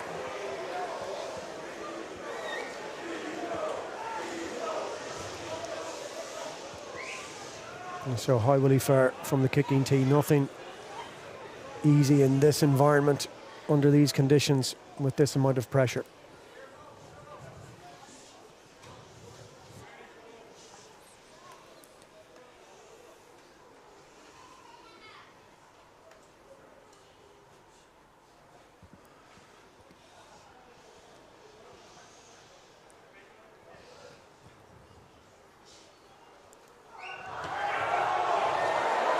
Just got underneath it a little bit, and he's pushed it to the right-hand side of the posts. Oh, ball's been lost right on the try line. Christians in there, and have they managed to get that down? Evan Cahill Murphy was in there. Now what is the adjudication from George Clancy here again, calling on the assistance of his AR over on that far side. Oh, he gave first knock on against Christians. First knock on is against Christians. No, he's against Christians. Let's have a look at this again. Never let the ball bounce, Donald. Exactly. Just see here. I mean, particularly on a 4G pitch, leaving a ball bounce is fraught with danger. There's a... He's obviously suggested that first Christians player in touched the ball and knocked it forward. It's another very tight call, I must say. And to put in for Christians and Casey, and here they come now with numbers out the back potentially. Lynch gets his hands on it, and once again he brings Christians up to 2 meters. There's appeals once again from, well, everyone around that ruck in black and white that Pres had hands on and might have got a turnover. George Clancy this time lets Christians play away, and here they are camped a metre shy of that Pres line. Huge amount of numbers defensively to the left, and that is the side the Christians go to, try and out muscle the opposition right on the try line there. Around the corner they come with the latch on, and run out runners left and right, and again they're off that defensive line strongly. Burke now, what can he manufacture? It's a huge cross-field kick, real pressure here. Great claim. Looks like a great try. Up goes the arm of the referee, and it's the invention from Dara Burke and the precision of the cross-field kick, and this time they have the finish, and Christians have their try. I think it's Billy O'Riordan. We'll check again on the replay, but they are rewarded for rolling the dice and gambling. But is it a gamble when you've got the precision of Dara Burke? That's brilliant stuff. Well, roll the dice is exactly what they did, and Reardon did brilliantly in the air there. The Prez defender, of course, having to go backwards, the advantage with the Christians winger coming onto it, but still you got to take it and ground it. Dara Burke, as you say, rolled the dice. Great kick. We saw one in the first half. He certainly backed himself, didn't he? Yeah, he didn't listen to me anyway. Said to play a few more phases. He didn't even have advantage. But that's what I was just going to say. They seemed to go very early. They didn't have advantage, so he's certainly not lacking confidence. But you've got to make it work when you put in the kick like that.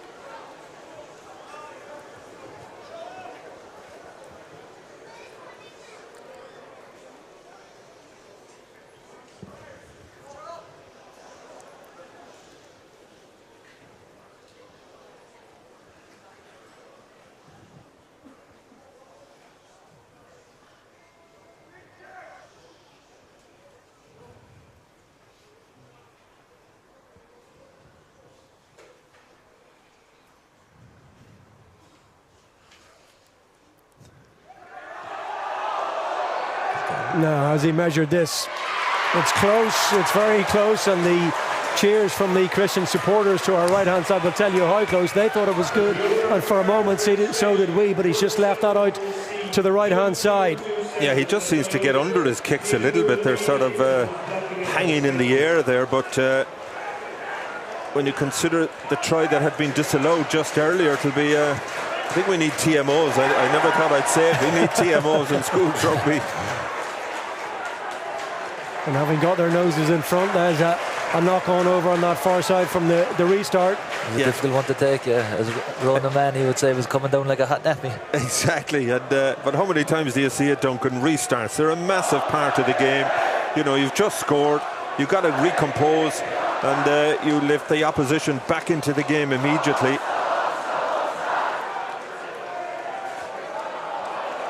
Well, it all came from the uncertainty caused by the missed penalty and the bounce of the ball, and then the set piece which followed. And from that scrum, having got no purchase through the forwards, it was the option of Dara Burke that was rewarded. Brilliant cross-field kick.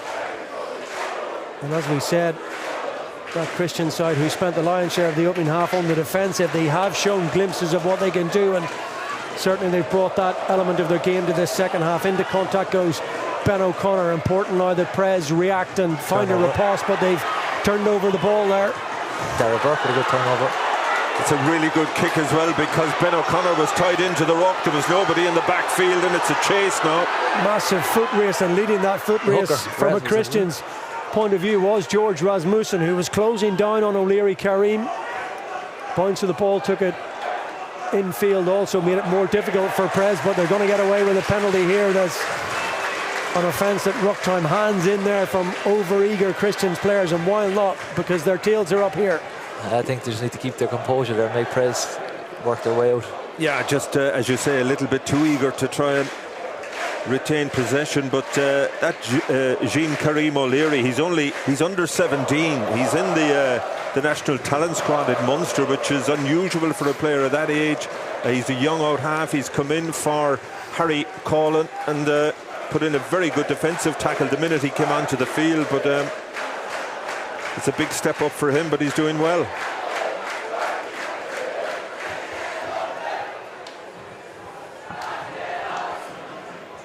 Indication once again of the breeze that Donald's been mentioning. It seems to have freshened as the afternoon has gone on, albeit we still have a dry ball and a dry track, which is good news. Looked like Aidan Keane who won that one, and in goes Danny Sheehan again.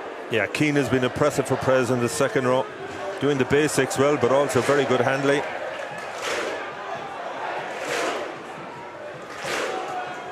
Can they get some meaningful possession and go forward here? It was taken into contact by Ventura Patricio. Once again, there's a hand in there. A penalty count working against Christians at this point.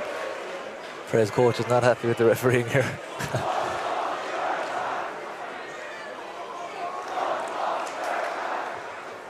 Precious little angle really for Ben O'Connor to try and exploit any real distance off that kick. Yeah, difficult conditions, easy up here in the commentary box, but it is a swirling wind.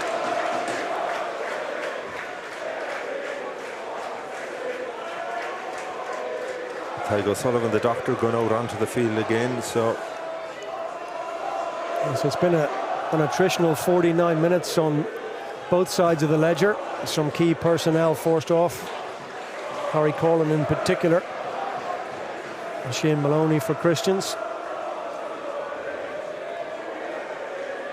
And you feel that these little purple patches in games, from a Christians point of view, having come out as we expected they might, galvanised by that try just on half-time and having got their noses in front with that brilliant score, is the onus on them now to try and settle down, protect that advantage, as Duncan was saying, or do you kick on now and try and put the knee on the throat, as it were?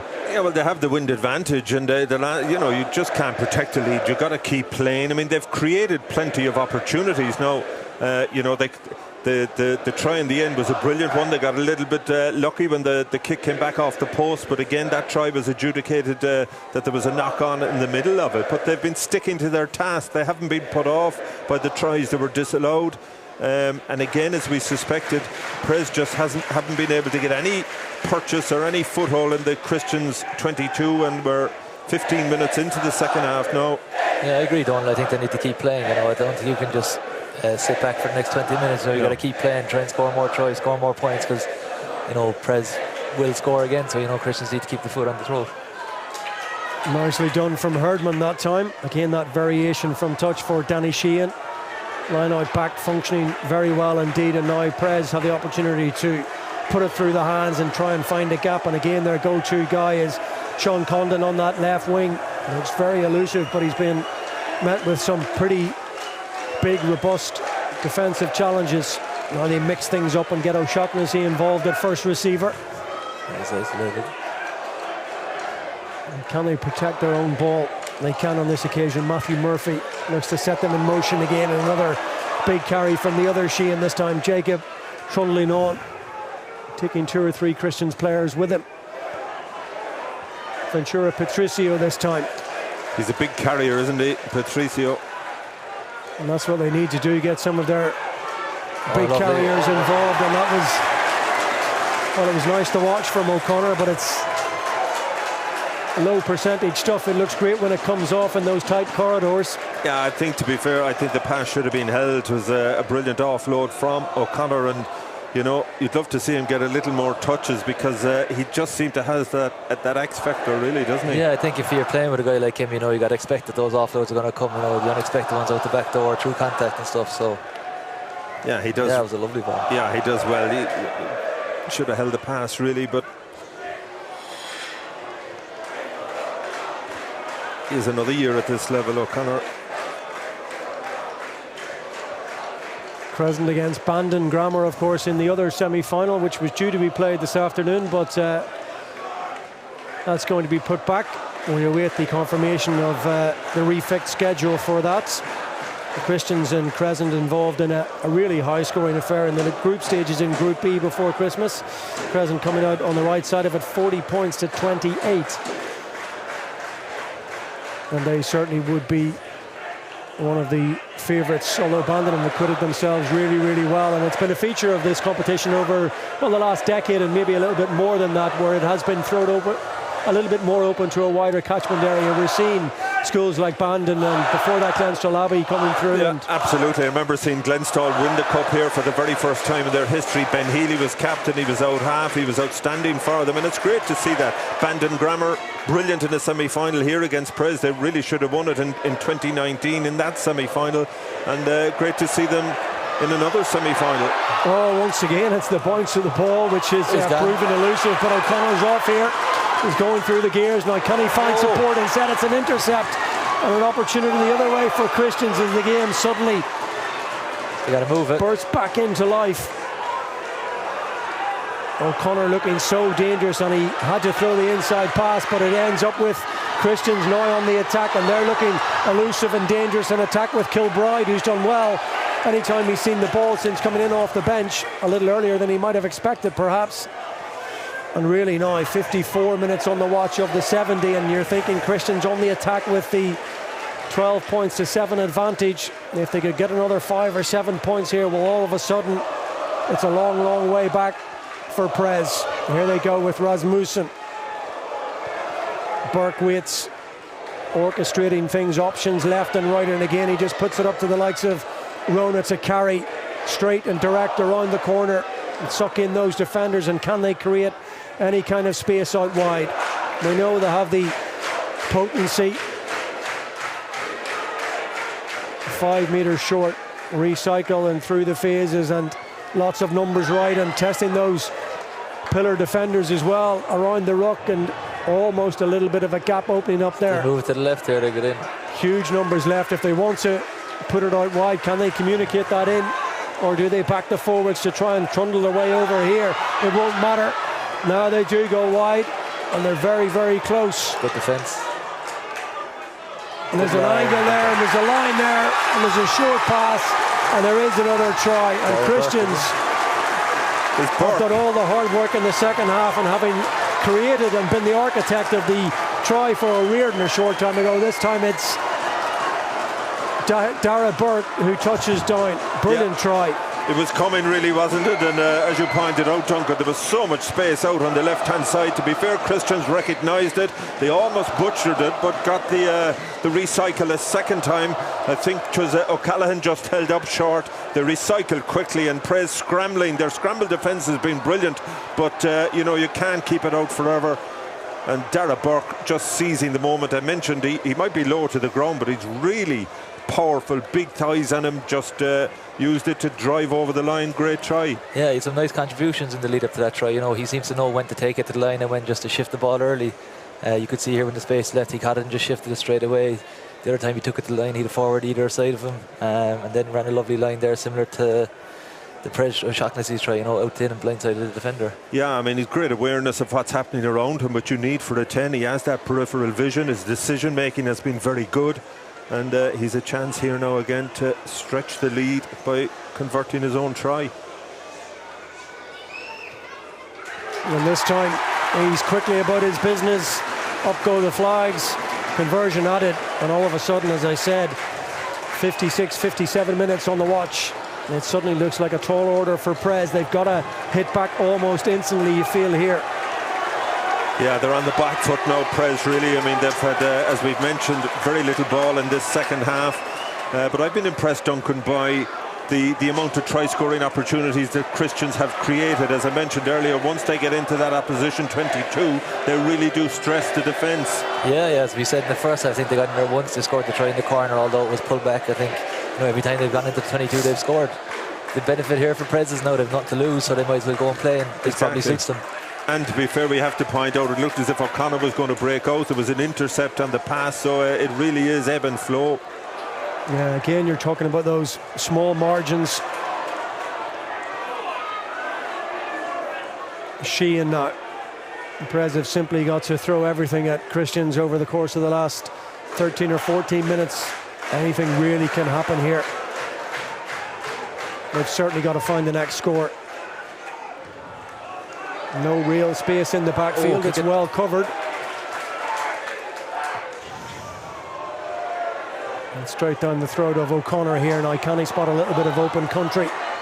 Find a chink in that rear guard. And chip over the top. Yeah, O'Connor isn't the guy you want to have on the receiving end of those kicks. It was the right idea. There was no space there by the Christians 15 there.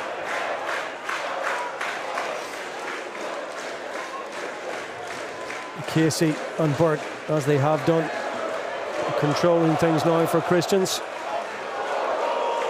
and controlling much of this second half now. It's gone forward on the floor, I think, from Kilbride before it went into touch. There's a player down on the far side, looks in a good deal of discomfort. Let's hope it's nothing too serious. And David Novak, is it? Yeah, I think so. Looks as if it's a calf injury, and he'd be a loss. It's Camis, his brother. A lot of the players seem to be getting cramp. I don't know whether they're not used to the 4G pitch. Duncan, you would have played on them a lot. I had a lack of calves, I'd say, at that age, Donald. I never suffered from such ailments. When you were that age, there was no such thing as a 4G pitch. What are you talking about? Well, that was it.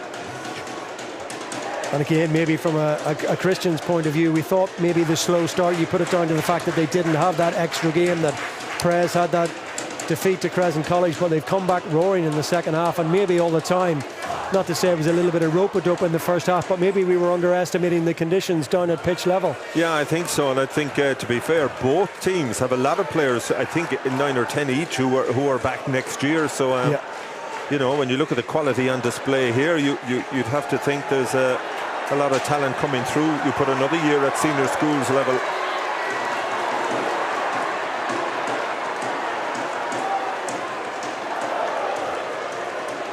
We can sense the tension and the anxiety around the Prez supporters away to our left-hand side. They're making most of the noise, just trying to lift their team here. Time very much of the essence. 60 minutes, 10 remaining, and a couple of scores required. Oh, that's good launch play now. Hurled over the top towards Condon. Just picked the wrong pass there. I think O'Connor was clean through. Yeah, that's twice now. Just a bit of hesitancy in the passes cost Prez. It was O'Shaughnessy, I think, who took the good line, but he did, as you say, have options. Maybe just trying to force the issue a little bit quicker than they needed to. But the game has opened up, really, hasn't it? I mean, both teams creating a lot of opportunities, a lot of chances. That inevitably is going to lead to mistakes with the wind as challenging as it is.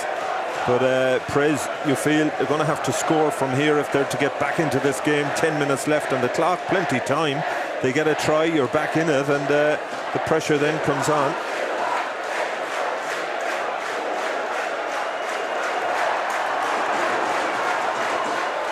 So right on that 22, can they make the most of field position? Another really good take, this time from Herdman. They varied that up nicely, but mostly with the same result. It's functioned pretty well all afternoon. Christian stopped them all well there. Yeah, good defence on the ground. And can they rethink things and get something moving this time with O'Leary, Kareem and O'Shaughnessy now? He's had a good game all afternoon, but Christian's there in numbers. Clear out had to be good and timely, and it was, and they go again in front of the posts, options left and right. Jacob Sheehan, another strong carry from the number 8, but again he's met on that defensive line. Prez recycle and go again with Danny Sheehan, who's carried a huge amount of ball all afternoon. Closing 10 minutes. Cowig this time, and again they get good support to the ball carrier and force him through. On they go again. Just starting to build a little bit of momentum, a little bit of belief. A little bit slower coming back on. They need to get the support there. A little bit isolated, appeals of a penalty turnover, but it's not coming, it's there. And here they go with Sheehan again. Strong defence from Christians again, no room whatsoever, no let up in the intensity and the ferocity around the contact area. Just need to give O'Connor a one-on-one here. Yeah, they do have space out wide. There's certain try here, surely.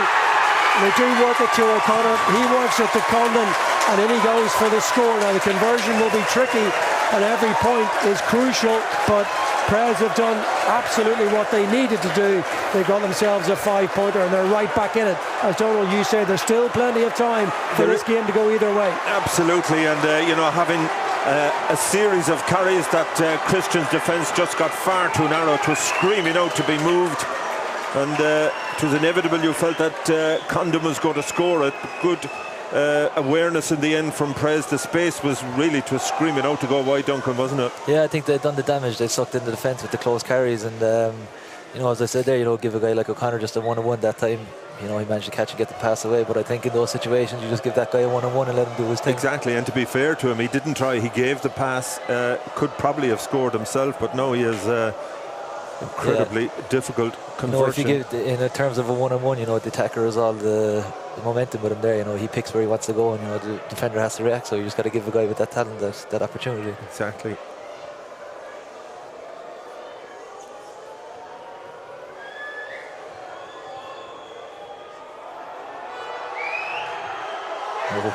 Well, they really don't get any more difficult than this. What about that for a conversion? Absolutely brilliant. Heavily involved in the try, and it gets them right back in it.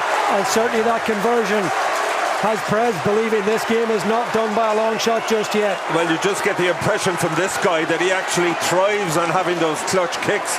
He has that kind of Gavin Henson sense about him. Just give it to me and I'll convert it. Yeah, that was going nowhere near but over. Absolutely. But what it has done, it's given Prez, with 5 points in it, you now feel that if they got a try, this fella could convert from anywhere. The pressure now back on Prez to try and get back downfield. His tail is up now as well. You just got to get him the ball. Exactly. Good clean take, as it had to be, from Rory O'Shaughnessy, the inside centre, who's played really well this afternoon.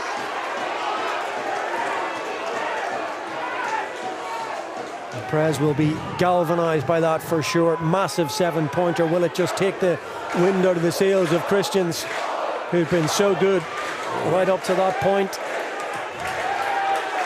Yeah, and just looking at the Prez coaches there, they want him to go downfield. That kick really straight in. They got no purchase whatsoever from it. And with Christians now with an attacking line-out, they've been given a chance to strike back immediately. Cian Bohan is sweating. You can see the fake hand running down his eyes. Exactly. Gerard Burke, with the Prez coach, involved with young Munsters as well. So,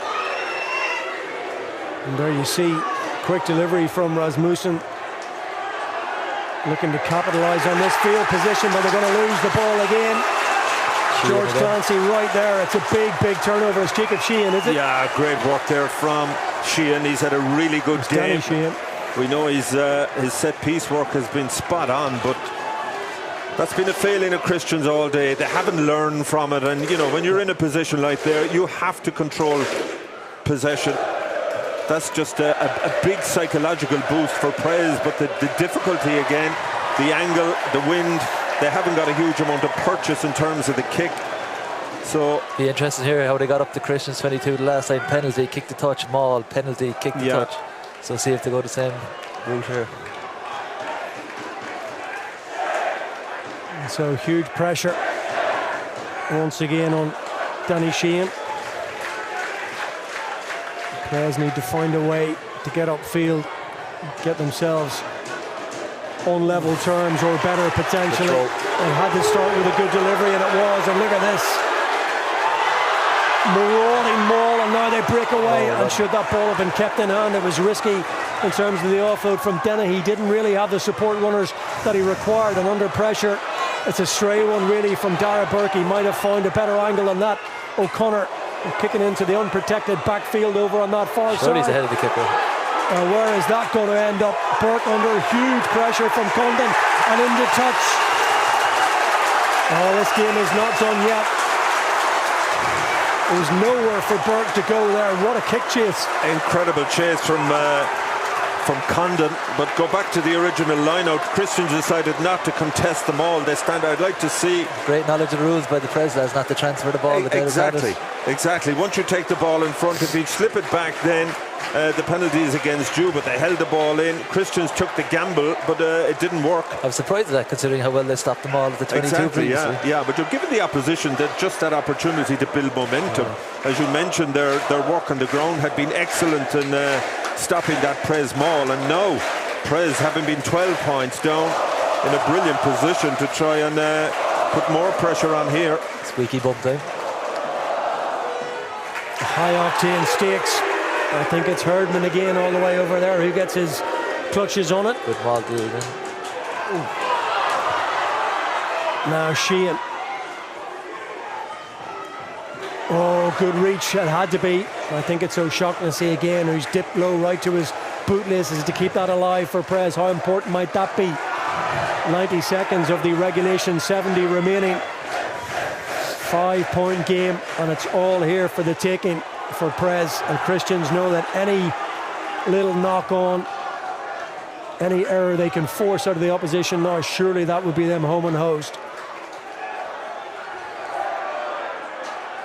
You just see Ben O'Connor screaming for the ball, and he has that ability. Will they release it to them and to their backs, or will they try and bludgeon their way through the front door? It's a time for clear heads, as difficult as that might be in this set of circumstances. Taken on by Ventura Patricio again, and again O'Connor is trying to find space and calling for it out the back, and they go instead to Condon, and they're getting closer. They've got huge numbers to the left hand side now.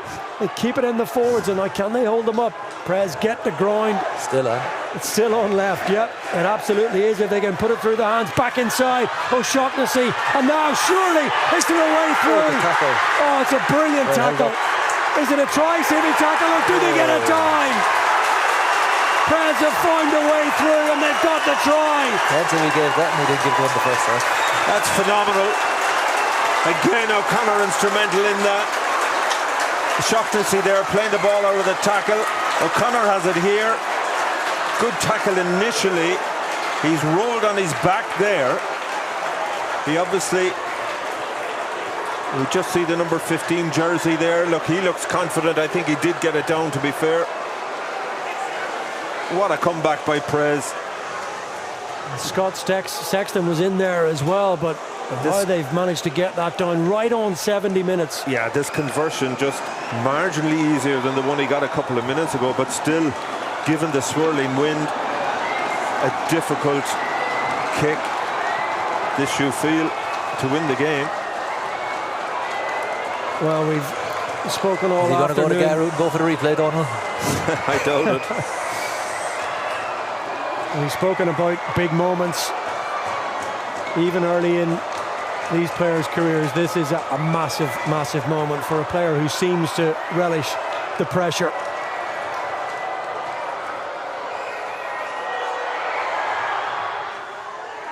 He got Struck it well again. It looks good. It is good. And up go the flags. What a kick that is from Ben O'Connor. A phenomenal kick, and if you look even at the way he came about it, he was like a fella taking a free kick in Gaelic football. But that's incredible nerve. You just sensed, as I said on the previous conversion, that he's made for days like this, made for moments like that.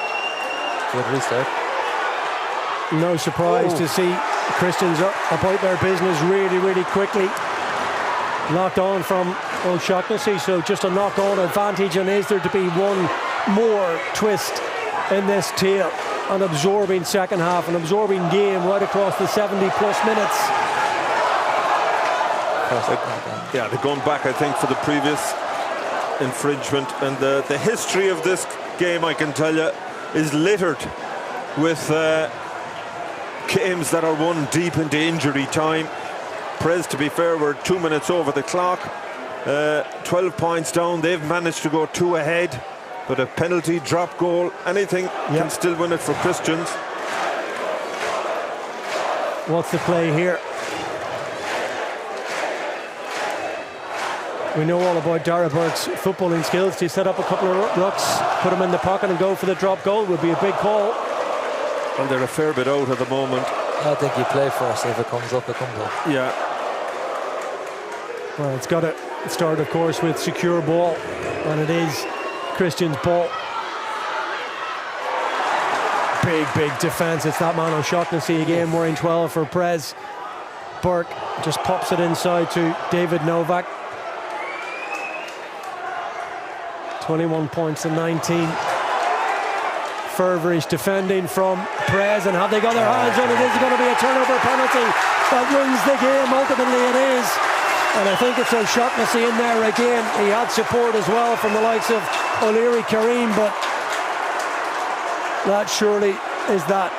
I think it is, and Hayes again, the second row, had a big point in that. I think O'Connor just trying to, because it's a penalty, he has to tap it before he can kick it dead. He just wanted to clarify. And listen to the noise and look at the celebrations. It's another one of those titanic tussles between the two titans of Cork schoolboy rugby.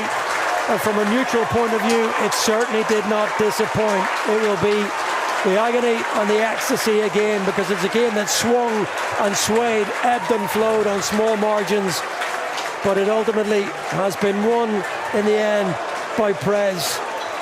Well, it was a classic schools match between Prez and Christians. It had everything. Slow at the start, drama right at the death, and you have to take your hat off to Prez Duncan. 12 points down, I think was there 15 minutes left. They got their chances, and by God they took them. And O'Connor, he really is impressive, isn't he? Yeah, as I said there, when Christians got that last score, I was like, maybe suited Prez now that they have to go play. Maybe they got away from it in the first 10-15 minutes of the second half. And it came to the stage where they had to back themselves and play the way they wanted to play, and they got the reward with 2 good tries. Scenes of absolute jubilation, and it was all still there in the balance, well over the 70 minutes. We spoke about the fact that it's a day you can make a hero of yourself, and certainly, well, from a Prez point of view, you're coming away from this game thinking of what does the future hold for, well, a lot of their players, but Ben O'Connor looks like a special talent. On the other side of the ledger, it's one that you take on the chin from a Christian's point of view, and so many positives. Dara Burke was so instrumental in everything that was good about their play right throughout the 70 minutes. Yeah, he was really impressive, but as I say, I'm delighted that the game was won by opportunism and a bit of skill, rather than seeing a young fella make a mistake. He's almost branded for life as the guy who dropped the ball or whatever. So on that basis alone, Prez certainly worthy winners, and as I say, delighted that was a moment of genius. I mean, the 2 conversions from O'Connor really were the difference between the sides at the end of the day. Yeah, into the wind especially, but look, I think as well, the game, 6 tries, no penalties, whereas just showed the way the teams are trying to play the game. So good attacking rugby. Well, my Cork geography isn't brilliant, but there's not more than a half a mile or so across the Lee between these 2 sides, but it's the men from the Mardike with the bragging rights, and they go a long way in this part. Yeah, it is, and look, it's something, as I said at the outset of the game, the players from both sides, they know each other really well. A lot of them would be very good friends, and it's a game you never want to lose. It's a horrible feeling. And schools rugby, you'd be lucky if you get 2 chances. Most fellas only get 1. So from that point of view, it really does hurt. It's brilliant when you win. It's sickening when you come out the other side of it. But overall, it was a fantastic game. Prez dominant in the opening 20 minutes. Christians found a way back, got that comfortable lead. But Prez, again, you've got to take your hat off to them. They never gave up the fight. They hung in there, and they deserved to win in the end. Yeah, to build up a 12-point advantage beyond the midway point of that second half, and to throw the gauntlet down to Prez to come back. We felt it was in Christians' hands, and well, we spoke about the fact that Christians lead the ledger 31-30 in terms of overall wins in this competition. Prez now are 70 minutes away from evening things up on that score as well, albeit that both Crescent and Bandon will have a big say in that. We await the outcome of their semi-final, as we said, eagerly. But if it follows in the footsteps of this game, which has been brilliant and absorbing and intense from the outset, well, we will look forward to it. Yeah, Donald, last word to you then. Yeah, and interesting, when you mentioned Prez are in the final now, Crescent and Bandon, they've got to play their semi-final. If Crescent were to win that, Crescent actually beat Prez already in the competition 17-13 in that opening round, and so that makes that interesting. Bandon, really impressive. Like, when you see Bandon Grammar coming up, beating Rockwell as convincingly as they did, so that should be another semi-final. Right now, I'd say Prez don't care. They're in the final. They can send back and see who emerges from the other side. For Christians, and a lot of those guys, probably the last time they'll ever wear that red, white and yellow jersey. It's a difficult day for them. For others, I think they had about 9 lads starting who are back again next year, so it starts all over. It starts all over, and some final words from inside that huddle as the Prez lads look forward to their day out in the final. What an occasion that will be, and certainly they've shown today that they have not only the talent both in that forward pack and out the back, but they also have a lot of resilience to call upon when put to the pin of their collar and seeing themselves go 12 points behind. They find a way back, and through their talisman Ben O'Connor and others right through it, not just the 1 to 15, but those that came on and played their part from the bench, they found a way to win by 21 points to 19. That is where we will leave our live coverage of the Irish Examiner stream of this Senior Schools Cup semi-final, and it is Prez, the victors, at Musgrave Park in Cork.